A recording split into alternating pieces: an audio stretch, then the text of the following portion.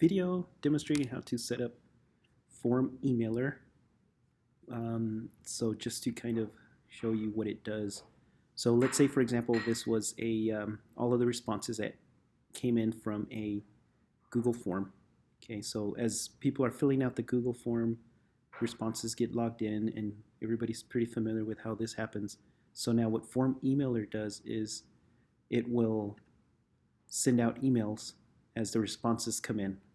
Okay, so yeah, you could do some of this uh, with with Autocrat, but Form Emailer kind of gives you a little bit more. It's more robust, I guess.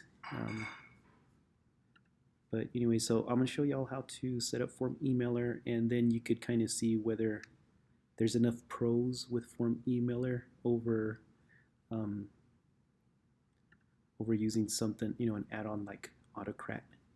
Okay, so to get into it, what I'm going to do is I'm going to talk about where you can get the code, and then the next thing, actually, what I'm going to do is I'm going to go down these steps. So like when you go into the link, you're going to have these files right here. So you have the Form Emailer file and it's zipped. You have a README, then you have all of these other files right here.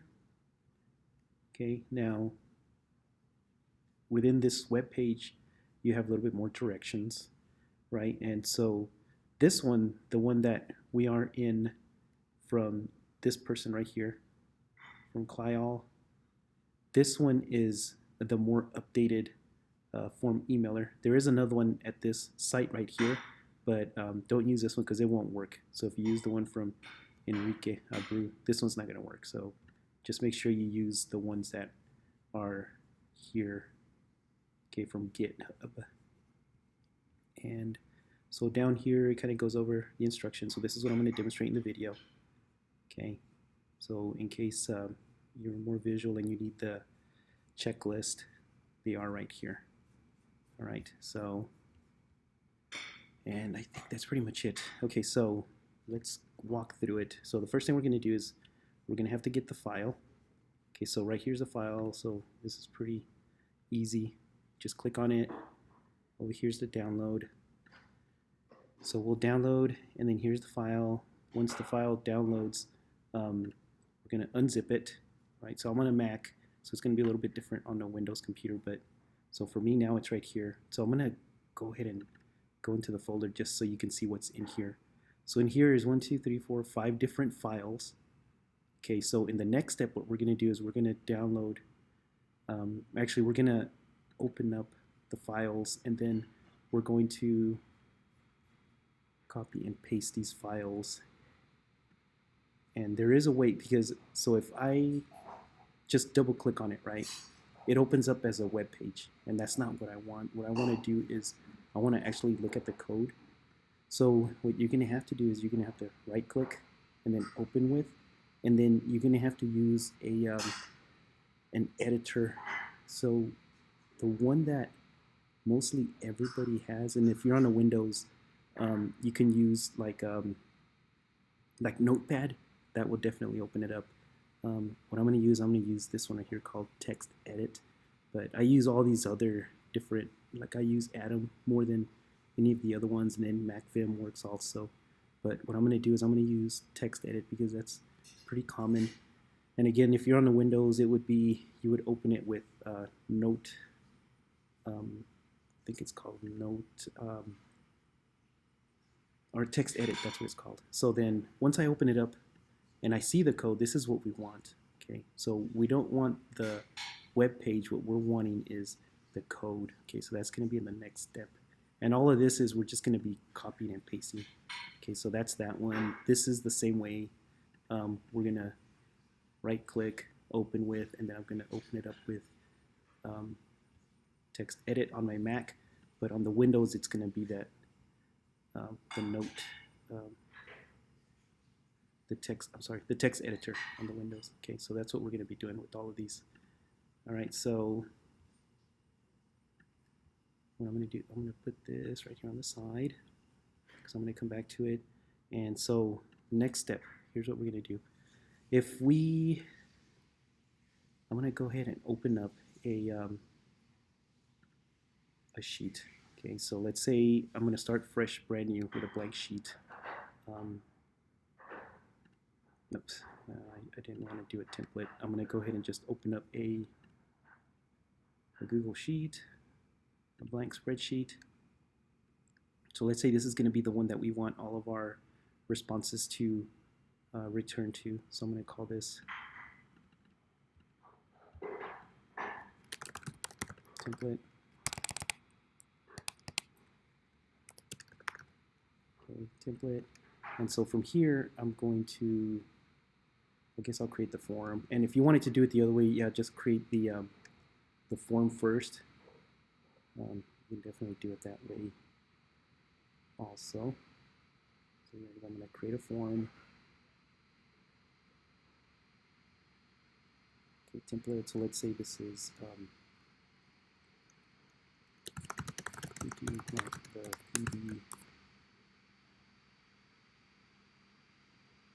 National meeting. Right, and then you could go on and add your question just like regular. Okay, so here's our Google form, no responses, and then of course the sheet is going to be the one that I just created, like the template one. Okay, so let me close that out. I'm going to come back to the sheet. So and here's where we're going to add the, open up the window.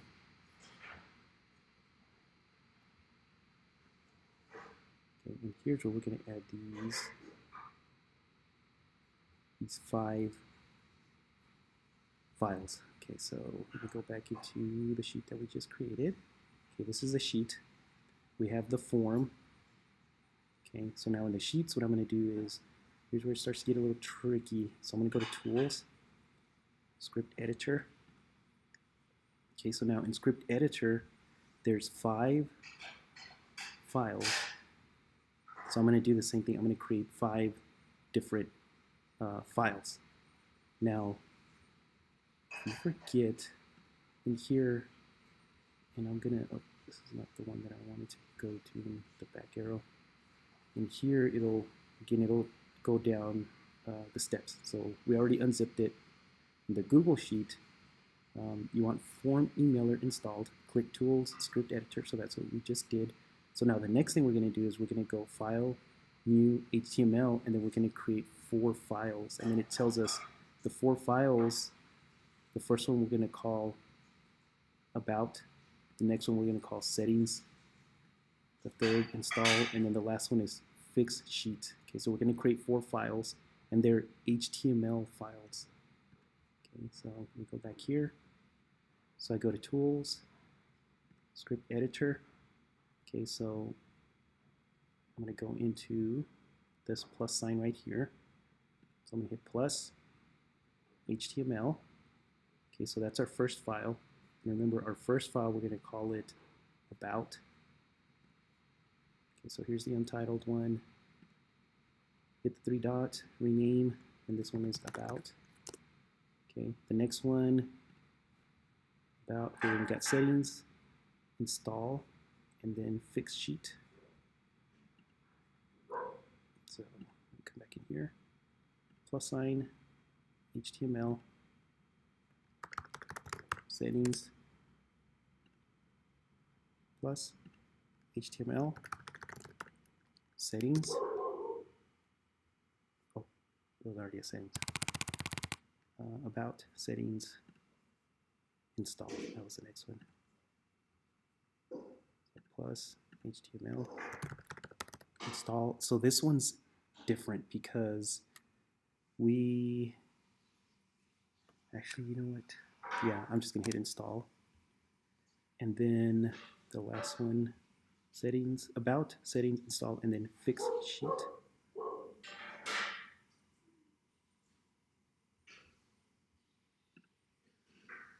The last one, HTML, Fix, dash Sheet.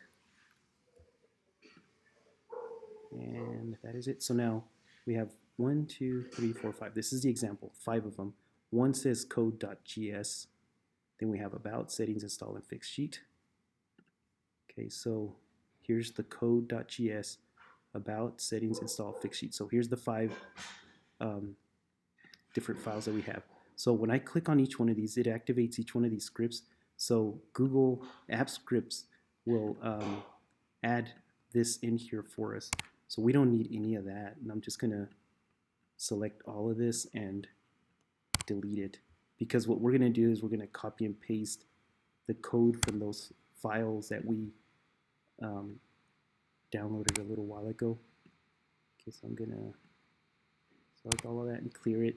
And these little pink red dots, that just means there's a change that needs to be saved. So whenever you see that, you can just hit the little save, the little disk icon, and then they go away because now it's saved. Okay, so now let's do what I was doing a little while ago. We're just copying and pasting the files. So like the about, we're going to copy and paste it in about. Fix sheet, we're going to copy and paste it in fix sheet. Install, we're going to copy and paste it in install. And then settings, we're going to copy and paste it in settings. Okay, so now the code one, let's see. Yeah, that's just all it says. It's just we're going to copy and paste the contents of each file into the corresponding files. And then we're going to close the script editor, and then we're going to refresh it. Okay. Right, so then these are the next things that we're going to do. But let's go ahead and copy and paste the files.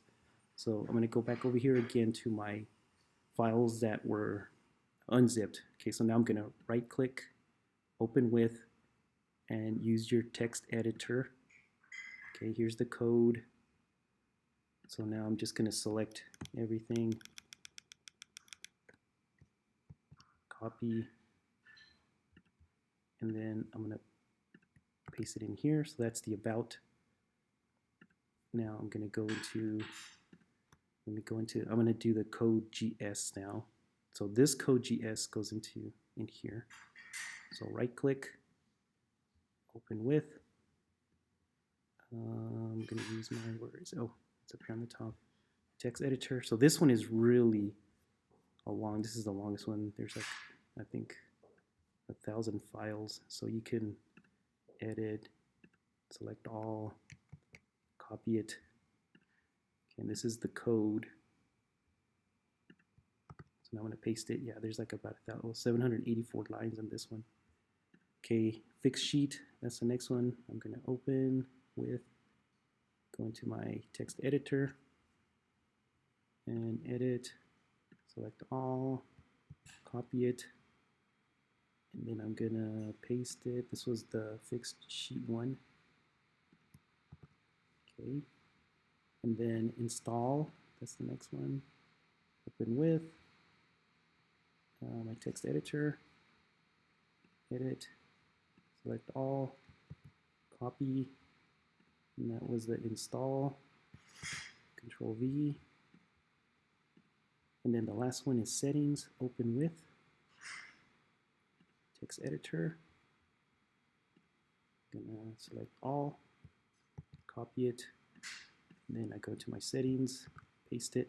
Okay, so now we have all the code that's in there. So now I'm going to save it. So now we coded. That's as easy as, like, as I'm learning this stuff, I would say about 90% of coding is just copying and pasting, just like this.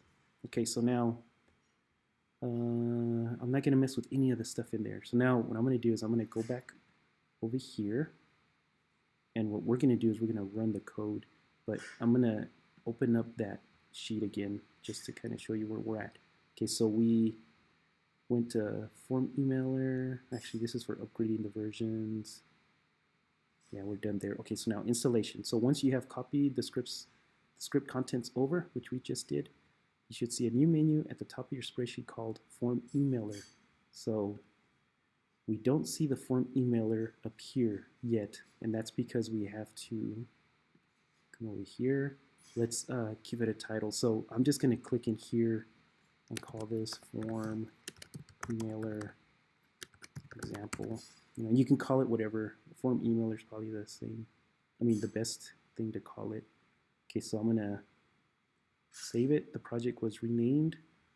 and then I'm going to hit run. And actually, yeah, I'm just going to hit run and see if it executes it.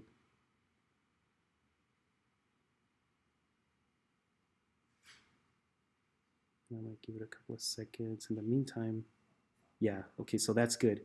So I hit run, and now it's giving me this authorization request, which is good because what we want to do is we want to give it permissions. So review permissions, and then we're going to log in. Okay, and then, yeah, here's all that stuff. We're going to allow it. And we are good. That's okay, unable to find. And that's good. Okay, so now what I'm going to do is I'm going to close this now. And yeah, we don't have to save it because it's already saved. So I'm going to close this. And then I'm going to come back to the sheet. And so now it's still not here. So let's refresh it.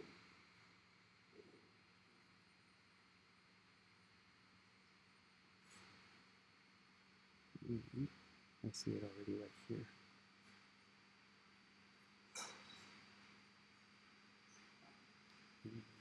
Come on. Okay, so now we got, oh, here it is, it's over here, form emailer. So now I'm going to go ahead and close this. That way I could expand this a little bit. Okay, so we have form emailer now. So now if, I'm going to go back in here. So let's say somebody filled it out. I'm going to go into my eyeball. So did you like the PD? Yes. Submit. Okay, so it's been submitted. So I come back over here, and then the response should come in.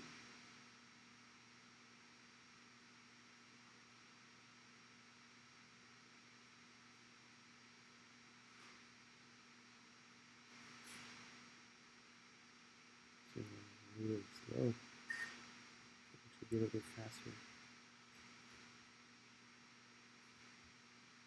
Okay.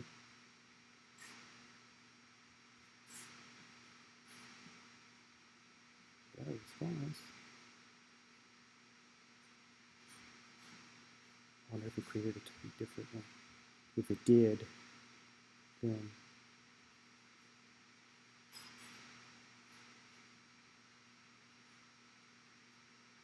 just do it again. It sure did. That is interesting. Okay, so I've never seen it do that. Okay, so lesson learned. Create the form first and then create the sheet. Oh no, there it is. Okay, so that is really weird. Let me close that one. That way we can just work with this one. Yeah, so here's form emailer. So here's our response. Okay, so now since we don't have that, let me go back over here to this one. You know, this column isn't there, but that's because we don't have it set up yet. So what we need to do next, here's the next part of it, is we have to set up the email. So we go into the form emailer tab. So then in here, we have this install button. So we have to install it first. It's going to start to run the script, and it's going to give us all the initial setup. So yeah, English is what we want. The sheet that has your form answers. So if we had a workbook with a ton of tabs at the bottom, yeah, we wanted to pull from form responses. So now we're going to configure it. And then the next part, once it starts to go through the configuration, yeah, so we just created that form. Here's more directions.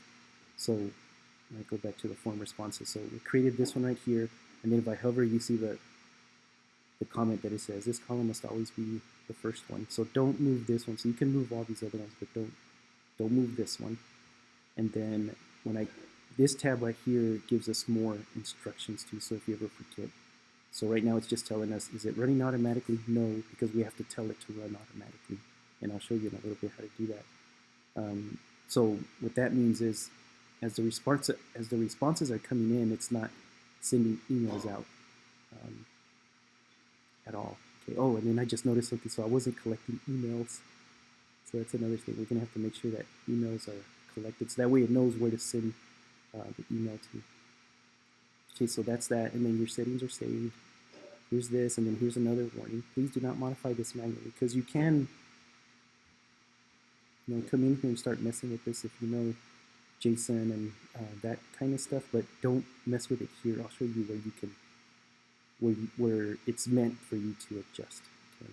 So then here's some setting tips. If you want to rename the form sheet, remember to rename the form sheet parameter at the same time, and I'll show you where all of that stuff is at. Okay, now this is right here. This is important to know. So it uses tags whenever you're creating the form email, and the tag that it uses is the hashtag. Okay, so the hashtag character is used to delimit the placeholder's boundaries, and I'll tell you what that means in a little bit. And if you want to use the character, like let's say you did want a hashtag within the email, then you have to do an escape character, which is 2 hashtags, and then it'll show up as a hashtag. Okay, just because it knows that, or it's looking for this to create that delimiter. Okay, now you may provide formatting instructions in the placeholder by using the pipe character after the field, but I've never had to use that. And then down here is more, this will take you back to that website that we were at earlier, and it'll give you more information. Okay, so now, with all that being said, and usually this tab, I'll hide it whenever I start to use it, because I don't need it anymore, just to kind of keep it out of the way. Okay, so here's the form emailer, and again, like I said a little while ago, we need a column with the emails. So since that's on my mind, let me go here. We'll set it to collect email responses. Yeah, so collect email. Okay, save. So now let me fill it out again. Okay, so here's the email. Did you like the PD? Yes. Submit. Okay, so now I got two submissions, and this one has my email address. Okay, so this is what we want. So the heading right here, there's the email. So now let's go into form emailer and set up the template email that's going to be emailed out.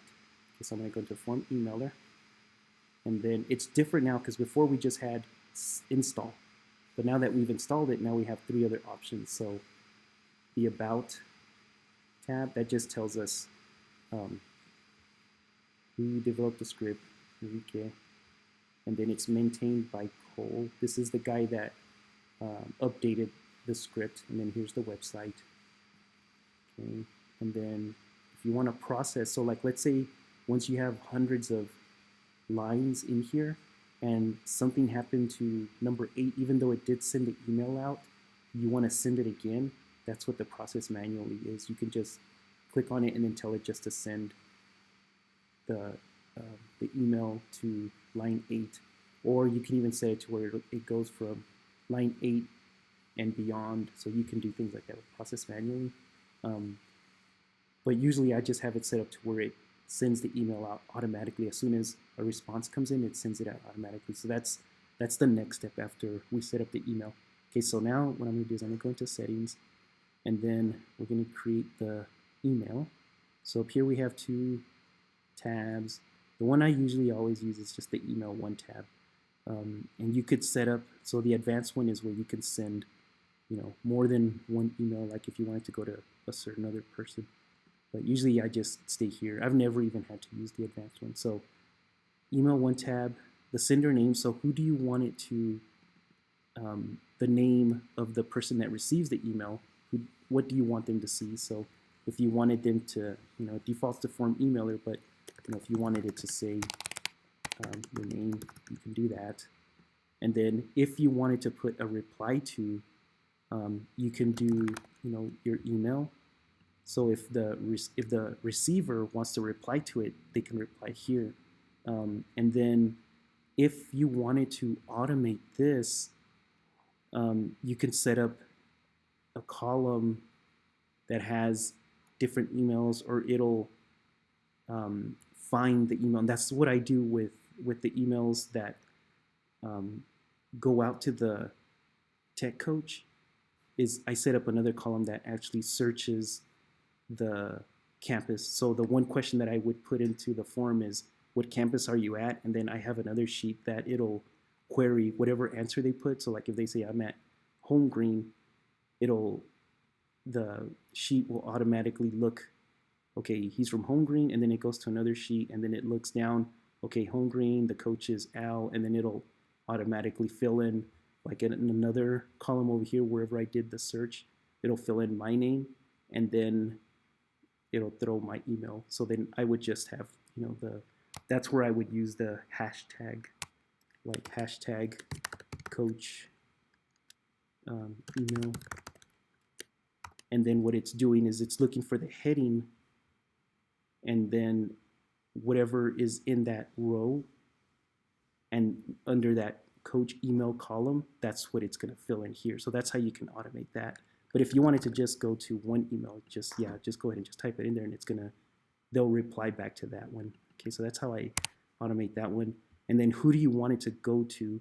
So in here, I'm just going to close this out so that way you can see. So the heading, the column heading is called email address, and that's from the person that filled it out. So if you want the email to go to them, just all you need to remember is the email address. Okay, so let's say I wanted the email to come back to them, then I would do hashtag email address right here. So now whatever gets filled in on that column, it's going to throw it in there. And then you could CC to yourself, or you can CC it to a coach, or you can do it the other way around to where the email goes to the coach, and then the email is CC'd to the teacher, or BC'd to the teacher, so you can do that. And then in here, the same way, you can, the subject field of the email, you can, whatever you want, maybe PD feedback. And then here's where the actual email starts to be, where you can write it. Okay, so this is how the email is going to look. So this part you don't need, right? Submitted values, because you don't want that to show up. So you can just start writing your email like dear. And then if we had a column that had the teacher's name, right? So you can put that, and then let's say we did have one that said teacher name, right? You can do that, and then I'm going to put a colon. So it's going to say dear, and then this will be filled in depending on whatever data is in that row under that column heading, teacher name. So that'll be filled in automatically. And then this part right here, the BR, this is HTML tagging. So the BR just stands for break. That means it's going to start another line, okay? And then here's a field that's on here, and timestamp. These will fill in as you have the different column headers. So since timestamp right in here is timestamp, that's why this one came in automatically. But if you don't want timestamp in the email, yeah, just take it out. I'm gonna go right here. Okay, so then timestamp is, yeah, we don't need this. Okay, that, and then so you can write the email. This is the email, right? Blah blah blah. And then this was the question that we had, the first one. Did you like the PD? So this means that this is, oops, didn't mean to do that. This tag, the open bracket, B, and then close bracket, that's a tag that means bold. So whatever's in here, did you like the PD? So this part is going to be bold. And then this second tag, open bracket, and then /B, this is the closing tag. So these are always in pairs. So if you have a B, the one with the slash means that's the closing tag. So this is the opening tag, the closing tag. So whatever's between in these two tags is going to be bold. Okay, that's HTML. So that's what that means. If you don't want it bold, then you could just delete that, and then it's going to be like regular text. So this is going to be written, did you like the PD? And then here's where the hashtag starts up. So whatever they put in that column that's titled, did you like the PD? So if they put yes, no, maybe, it's going to be filled in automatically right here. Okay. And then BR, that's the break. So I'm going to put a period, and then that's it. So let's say that's the end of the email. I'm going to keep scrolling down. I'm going to save and close. Okay, so that's the email that's going to go out. It's just taking a while. Okay, so that's the email that's going to go out. So if you ever want to edit the email, then you can just come in here and go back into settings and then edit the email. So right now, the only email that would go out is this one because that has an email address, and then here's, did you like the PD? And that's pretty much it. It hasn't gone out yet, right? Because it's still blank. So that's the next step. So the final step is to set up a trigger. So we're going to trigger it to go whenever we get a new entry. So to set up the triggers, again, I'm going to go back into the script editor. Okay, so I'm going to go to Tools, Script Editor, and then it's going to pull up our script. And I don't know why it always does this.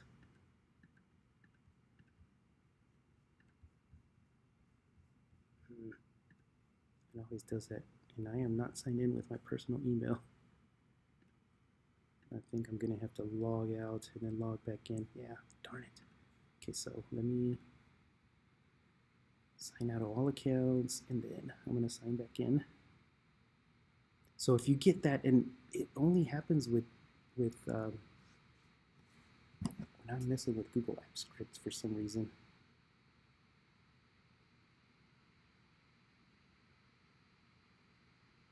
Okay.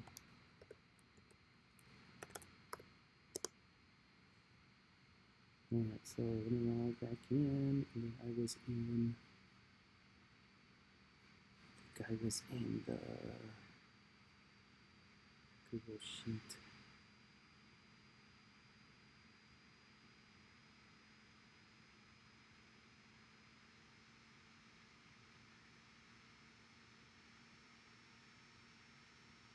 Okay, so what is that? So here's our template. Okay, so now let me go back into it again.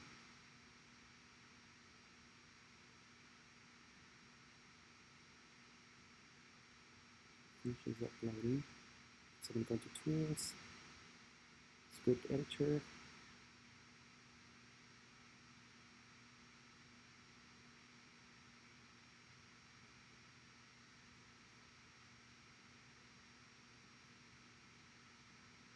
Okay, one more time. Tools, Script Editor.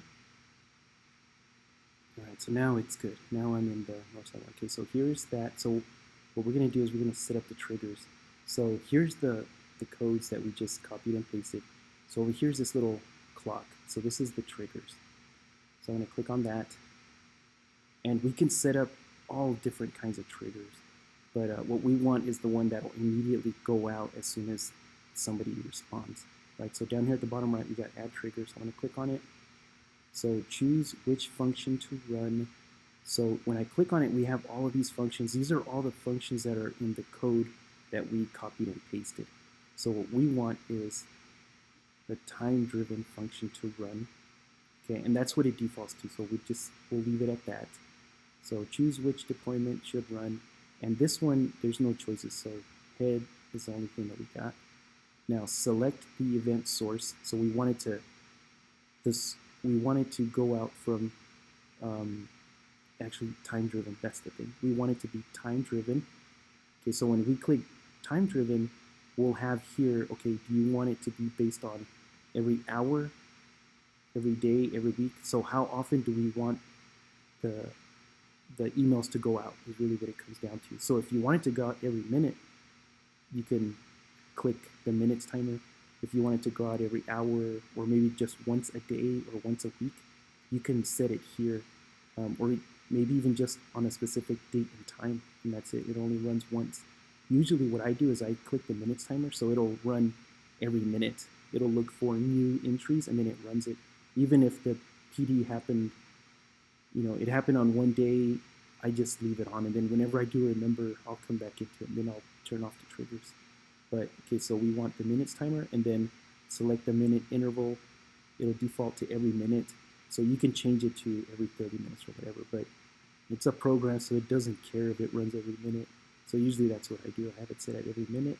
And then there will be times when you have a failure, and failures are if maybe it doesn't find the email, or the server went down, or whatever, and it wasn't able to run the program every minute, you'll get a notification just so you can troubleshoot and come back and try to see why it didn't run it. But then you can tell it when, like, you want it to send an email out immediately or every hour. Usually, I set it to daily, and that's enough. And if I have it set to run daily, when I get the email and it failed to run maybe 20 times, I'll see it that it failed 20 times. But usually that only happens if like if it can't find an email or something like that. Okay, so now I'm gonna hit save. The trigger is set, and if you forget like what to pick on the trigger on the GitHub, this will tell you right here whether it says add the trigger, time driven, head, time driven, minutes, every minute. Okay, so right here are all the choices. So if you have this, you can always come back to it. And then even like the email tab, this will explain a little bit more right here what to do. And here's the advanced tab. So if you want to do some advanced emails, set quotas and all that stuff, you can do that. All right, and then formatting the variables if you wanted to change certain things, how to format. So like if you wanted to change all the text to uppercase or lowercase, here's some tags. So y'all could look through this, and if you wanted to get fancier with the email. Okay, so now let me go back to, this is where I was at. Okay, so here's the trigger. All this tells us is I'm the one that created it. Here's the deployment event, and then it'll start to give us like an error rate if it starts to fail. And then if I ever want to get rid of it, here's the 3 dots, and here's where you can delete it. Okay, so now that's it for the trigger. So it's done.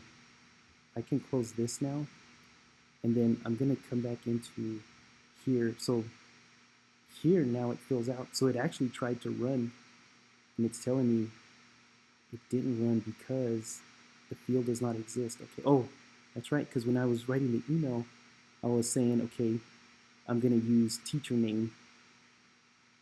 So teacher name doesn't exist. So it's just kind of telling us, yeah, teacher name doesn't exist.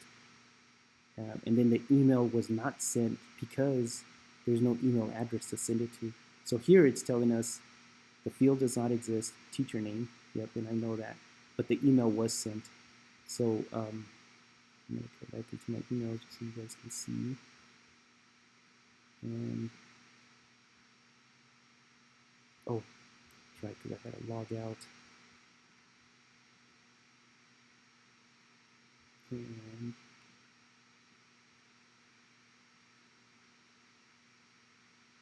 And here's the email right here, PD feedback. Okay, so that's how, and here's the email that we wrote. Dear, so this is where I had put teacher's name, but there's no column that says teacher name. This is the email, and then I had this. Did you like the PD? Yes. So that's the email that I wrote. And then usually what I do is I just kind of test it to see what it looks like. And if I want to make it bold or italicized and all that stuff, then I use the different HTML tags to kind of make it format the way I want it to. But that's the basic. Now, if you wanted to get fancier, then that's where we pull up the ones that we actually used before. So if you did want it to get fancy where you wanted to give like the teacher name, right? Or if you wanted to, and see here I have hidden columns, so I'm going to expand this so you can see what F and G are. So in here, you see how this has my first name, this has Gomez, ampersand, NISD, and then it splits. So these are, I hid these two because this doesn't help us, because really all I wanted was the first name and the last name. So what this is doing is, because I'm collecting the emails, right? So here's the email of the teacher that filled out the form, and what I did is then I created I added a formula right here in cell E2, and this is the formula. So what it does is it's going to split. So it's going to split whatever is in cell C2 and then through C. So it's going to split it, and it's going to split it at the period. Okay, so it's going to look in here in cell C2, and then it's going to split it right here at the period. And so when it splits it, it's going to give me the first name, right? Because it split it at the period. So here's the first name, and then it gives me the second part after the period. Okay, and then I also, because I wanted the first name and the last name, I split it again. Here's another one right here. So what I did is then I split F2 at the ampersand. So then what that did is then it split everything before the ampersand and then everything after, and that's how I got Gomez. So that's how I'm getting the names of the teachers. And then I just format these so that way it capitalizes the first letter, right? So it doesn't stay lowercase. Now the other things, that's what, so the split is the one that splits it, right? So this is splitting it at the period. And this part right here, proper, it formats it to proper, right? The first letter is capitalized. And then this part right here, well, I'm going to talk about array formula a little bit, but this part right here, so if it's blank, okay, so if C2 is blank, then it's just going to leave it blank. If it's not blank, then it's going to go to the second part right here. It's going to do all of this right here. Okay, so that's just kind of a way to automate what shows up right in here. Okay, so now the really important part is this first part, that's array formula. So this right here, what that's doing is it's filling down, oops, I erased. What the array formula does is it fills down this formula down the column. Excuse me, sorry. Because if not, I'd have to be, someone would have to be here copying and pasting, and doing that. And it's like, no, let's just automate it. So array formula is the thing that automates this to copy down as a new response is coming in. Okay, array formula is really powerful.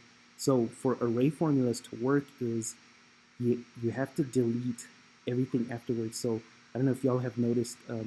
So like for example, I'm gonna add 10 columns to here. See, if I add 10 columns, they're blank. Oh, and actually this is okay because I got, if it's blank, it's gonna leave it blank. But if you don't have is blank, it's going to keep filling and it's going to give you like errors all over the place and it just looks really messy. And then it also confuses the form emailer and it's going to try to send emails to blank and then it's going to do, and it's going to tell us like how it did in the other one. Well, I already closed it out. It's going to say error and it just looks messy. So what I usually do is I'll just delete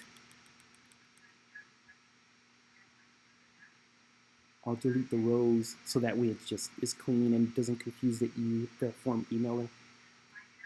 All right, so now let's go back up here. Then I'll show you other things. So like these headers, because I got the teacher first name and the teacher last name, now I'm able to, in my email, when I do the, so this one is reply, because this was Jean's and Meredith's session. So if teachers wanted to reply, or anybody who got the email wanted to reply, they can reply back to Jean and Meredith. And then I'll show you how I got this right here. But in the email, see right here's where I got dear coach name, and here's the break. Teacher first name, okay, so these are the columns that I split. Teacher first name, and then teacher last name from what campus are you located at? So that was a question that I had asked in the form. Attended, and then here, this is a formatting, HTML formatting, underline, that's what the U stands for. They attended elements of quality instructional video. That was the name of the session. And then again, I put teacher first name from the column that I split, indicated on the evaluation that they are interested in the following topics. And then here is one of the questions that I had asked the teachers in the form. What additional information / topics would you like to explore and learn? Okay. And then here's what additional information topics. So that's how that email was sent out. All right, so now I'm going to close it and I'm going to show you all some more hidden columns that I got. So in here I got more hidden columns. So I'm going to expand it just so you guys can see. So here I split, I just split the NISD part. Because when you're splitting, so like on this one, remember I'm splitting it at the ampersand. right here. I'm splitting at the ampersand, so I need to make sure I have two columns where that data can go into. So right here, so that's why I have two columns where it'll give me the data in front of the ampersand and then the data behind it. Okay, so that's all that is. And since I'm not using this anywhere, that's why like these I hid them because it's like extra information that I don't really care about. Same thing here, F and G, I don't really care, and it's just just to keep it clean. Those columns I have hidden just like that. Okay. So now I'm gonna keep going, and yeah, these are just questions that were on the forum, and I think that's it. Okay, so now the coach's email. So how I got these and the coach name. Okay, so these are more, you can tell there's a little bit more formulas. And then also I think I had a formula, yeah, for the emails, or I'm sorry, the e-numbers. Okay, so the e-numbers, I think Gene and Meredith wanted the e-numbers. So the way I got these was this formula. It's a V lookup. So V, that stands for vertical. So I'm doing a vertical lookup. And it's going to pull data from C2. Okay, so it's going to look at cell C2. And then it's going to look, this is where it's going to look it up. So it's going to look up the data in cell C2. And it's going to go to the sheet called e-numbers. And then it's going to return the data that's in column 2. And then false, that just means that the data is sorted, whether it's sorted numerically and all that stuff. So yeah, right here, false. Vertical lookup searches, yeah, is it sorted? And the false means no, it's not sorted. It's just, they're e-numbers. Okay, so now e-numbers, if I look down here, yeah, where's that tab? So I hid it too because it's not important. So actually, let's see. Oh, you know what? Yeah, I call it e-numbers because that's this is just data that I called it that. In other words, if I go into a range, I just called all of this data in here e-numbers. That's what it's doing. So it's searching up a data range. That's just how I called it. You could have just told it to search, in this tab, this data. But to me, it's easier just to highlight all the data all the way down because there was 5,543 rows of data. So to me, it was easier just to highlight the data and then name it, name ranges, and then when I named it e-numbers, it was easier when I told it to look up e-numbers, that data range. Okay, I did that just because it looked, for me, it was cleaner. Okay, so now let's go back to what it's doing. So it's looking up C3. Okay, so it's looking up C3. So it's looking up Alana.Wells in the data range called e-numbers, and it's giving us back the data in the second column. Okay, so I'm going to go in here. So it's looking up Wells in this data range, both of these columns, and then it's going to return back the data that's in column number 2. So it's giving us back this e-number. So that's how that vertical. So vertical lookup means it's looking up vertically. It's looking down this way, up and down, right, vertically. Okay, because there are H lookups too that look across horizontally, but this one's looking down vertically. Okay, so Wells, and it's false because see how it's not alphabetical, it's not numerical. Like this is alphabetical, but since this was a list that I got from Stacy, and it's all the campuses, all the high school campuses, so they'll start, alpha in one campus, alpha A to Z in one campus, and then it starts over alpha A to Z in another campus. So they're not all alphabetical order. Okay, so let me go back to the beginning. So that's how it's doing the e-numbers. And then I think I had just copied and pasted this formula down, But if I wanted it to be an array formula like this one, so it did it automatically, because the e-numbers, I think Gina Meredith wanted these after, like, all the data had already come in. And but if it was before, like, let's say it was a blank sheet and I wanted this formula to fill down, I would have put an array formula in front of it. Like, I would have done array formula parentheses, and then in here I would have given it a range. So I would have told it to look down starting at C2 and then look down C, and then just close the parentheses, and then it would fill down the, and it's not going to do it right now because there's already something in here. Like, it's telling me it's not going to overwrite it, right? Because there's data in D3.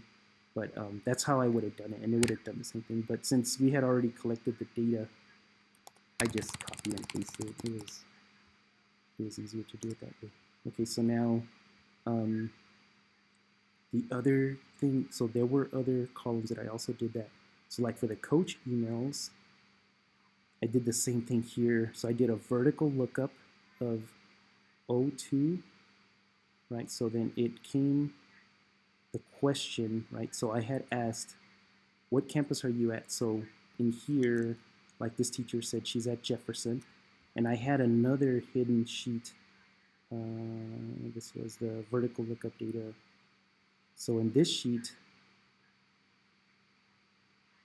here's the campuses, right? So if they said they were at Bernal, here's the coach email address and then the coach first name. So here's the 3 pieces of data that the lookup is going to give me back. So like, let's take this one, Jefferson. So I'm going to go back over here and to that one. Okay, so yeah, because there's no formula here because I did an array formula. So it's filling this information down. So I'm going to go to the top. Okay, so it's going to VLOOKUP. And we're looking at this one, so it's really this one right here. So that one said Jefferson, right? So it's going to look up Jefferson in the VLOOKUP data sheet. Okay, so the VLOOKUP data sheet. Okay, so this is where I was saying it was easier for me to call that range in this teacher data as email numbers, because if not, then you have to do like the single quotes for the name of the sheet to look into, and then the exclamation, and then 1 through 62. Okay, that's the rows, 1 through 62, and then 2 is the column that we wanted to return, and then false again means it's not in any kind of a sorted order. Okay, so it's going to look up Jefferson, because Jefferson was the data that was in cell O2 in the sheet called VLOOKUP data, and it's going to go through row 1 through 62, and then it's going to return the data that's in the second column. Okay, so it's going to come over here. It's going to go down through row 1 through 52, actually 62. Right? Yeah, 1 through 62. And then it's going to return once it finds Jefferson. So it's going to go down, and then, oh, here's Jefferson. Then it's going to give us the data that's in the second column. Okay, so it's going to say, okay, Anna Sexton. So then that's what it returns right here, Anna Sexton. Okay, and then so the next one is the same thing. So it's going to look at the data in O2. It's going to go to the VLOOKUP data sheet. It's going to go through cell A1 through C62, and then it's going to give us the data that's in the third column. Okay, so that's where the name Dr. Anna comes from. Right, so it's going to go here. Oh, here's Jefferson in the third column. So first column, second column, third column, Dr. Anna. And then it's going to put it right here. Okay, so that's how it's doing that stuff. So I did, and I think that's pretty much it. So once I had those formulas, and that's where it's going to pull the data, then up here are the headers, and that's what I used in the email. I'm going to go back to the email. So this is common, it's going to stay there. So coach email, it's going to pull the data from here. So all I have to do is put the tag, hashtag coach email, and then it's going to put the name of the coach, and then, or actually not the coach. I was pointing to coach name. It goes to coach email, which is this one that's hidden behind this right here.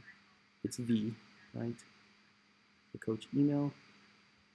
And I could have CC'd like the teachers, or you can blind copy, or even like maybe put Stacy's email or Jean and Meredith's email or whatever if we wanted to do that.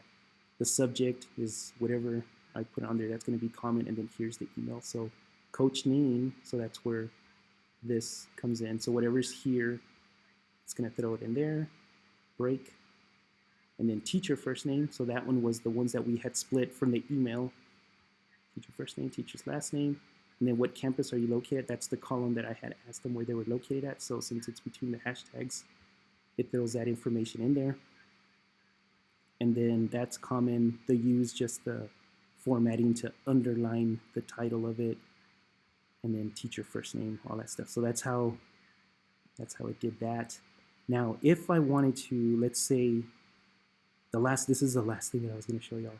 So this right here, I'm going to actually send it to myself. So this is email sent. It's telling us that it was sent. So if I want to resend just the one that's in column 2, there's a couple of ways I can do it. One way is I could actually just delete that. And now that it's blank, the next time the script runs, let me see if I can refresh it and it'll run. It might send the email out. I don't think I turned off the trigger to this one yet. Let's see. It's doing something. And if it doesn't, I'll just do it manually. Okay, we could probably just sit here and wait a minute, and then it'll run. And actually, let me see if the trigger is set, because I might have turned it off. Get the triggers. No, the trigger's still there. Okay, so we close it. Yeah, if we were to wait, there it goes. It just sent the email. I'm gonna go back over here. Yeah, here it is right here. Teacher feedback from Elements of Quality. So here's that email. Dear Al, Alvaro Gomez from, and here's where the campus, since I didn't indicate a campus, I'm pretty sure. Let me see. This one here. Yeah, it's saying Alvaro Gomez from, yeah, since I didn't have a campus, right here's where the campus, it's blank. That's why I left the email like that. So Alvaro Gomez from blank. If I had the name of the campus, it would have popped in there. Attended Elements of Quality Instructional Videos. Alvaro indicated on the evaluation that they were interested in exploring the following additional topics. None. Okay, because I had, that's what I had put there. Let's see what additional information or topics. Well, actually, it's this one right here. None. Yeah, it's doing some weird. I remember I had problems with this because I think I created it afterwards or something. But anyways, okay, so that was that, and then so that's one way of sending it back out. So like to resend it, you can just delete this right here, and then it'll send it out the next time the trigger runs. Or if you want to resend it without having to delete it, you can just come to form, email it, and then process manually. And then it'll tell you, or it'll ask you, okay, which line do you want to process? So in here, I can just do, this is line, or row number 2, they call it line, but row number 2, so you can just do 2, and then hit OK, and then it gives you the, yeah, line 2 was processed successfully. So if I go back into my email, here it is again. So the email came back in. And then, or if I wanted to do more than one email, so like let's say I wanted to send maybe 39 through 41 again, I could just do that, process manually, and then in here it tells me to put an asterisk. So I can tell it, okay, I want number 38 through 41 to send again. So you can just do 38 and then the asterisk, and then you hit OK, and it's going to resend those 4 emails. Okay, so you can do things like that with it. But if it's like maybe these in here, but you didn't want those to resend or the ones above it, yeah, that you can just delete. Like you can delete those 3 and then wait for the trigger, give it a minute, and then the trigger will send it to those 3. So there's a couple of different ways you can send it out manually. All right, so that's pretty much it. So this is a lot of information, but really just the things to know is know this site and then download the code. You see, yeah, here's the file. So download the code, and then when it downloads, unzip it, and then when you unzip it, right-click so that way you can open it with the text editor, and then you can copy and paste the code, right? All the code, and then you copy and paste it into the script editor, the Google Apps Script Editor. Okay, which is this, and then the other thing that we did is we created files. So it's +sign HTML. Okay, we're not doing scripts, we're just doing HTML files. So you would just create these 4: about, settings, install, and then fix-sheet, and then you would paste the code in here. Once it's pasted, save it, and then you could run it from here, and then it's going to ask you those authorizations to give it permission to run. And then once you do that, then you close it out, and then you just come over here and then refresh the sheet. And then when it refreshes, Form Emailer pops up, and then you'll install it. And then once it installs, then you could mess with the settings, the emails, all that stuff. And if you want to get fancier and create the headings like I did, then that would just be a matter of you could add formulas or functions and all that stuff, and I'll be more than happy to show you how to do those VLOOKUPs. But the really important one and good one to know is the array formula, because then that'll fill down the functions for you. Now, Form Emailer actually does that also, but it's so confusing that I never messed with it. But it does fill down the emails in the advanced. I mean, not the emails, but the formulas. See, you'd have to create like another sheet. So when you create another sheet, then you would put your formulas in there, but it gets too complicated. It's easier if you just put the formula and then use array formula. Okay, but I can help y'all with that kind of stuff if you wanted to look more into it. Okay, so this is the video. It's a little bit longer than I thought, but again, just reference this, and again, it might be easier to use Autocrat, but I know Autocrat, the really good things that I like about Autocrat is it does integrate with Google Slides and Google Docs, so you can use those as templates, like really make a fancy email or a certificate, and then use Autocrat to send out those certificates. So that's the bonus that Autocrat has over Form Emailer. So that might be something to think about. And you could use the same kind of formulas with Autocrat. But to me, what I really liked about using Form Emailer is that it's just a straight up email that goes out. And it's not a template. Like it doesn't, I don't have to create something in a Google Doc and keep a copy of it and all that stuff. It's just an email that goes out. Now there are other ways too to create emails to automatically go out, and it is using the script editor. The only problem with that is you'd have to really be comfortable with writing Google Apps Script. That's why I was thinking, it's probably easier just to copy and paste the ones from GitHub that this guy already has here. All right, the CL, y'all. Okay, so that's pretty much it. I hope you have time messing with this thing. It's kind of fun. How you can do this, and the initial setup, it is a lot of time up front, but I mean there is benefits that you can get out of it because yeah, once you set it up, that's it, and the triggers are there, and it does it automatically, and you don't have to worry about it. All right, okay, I'll talk to y'all later.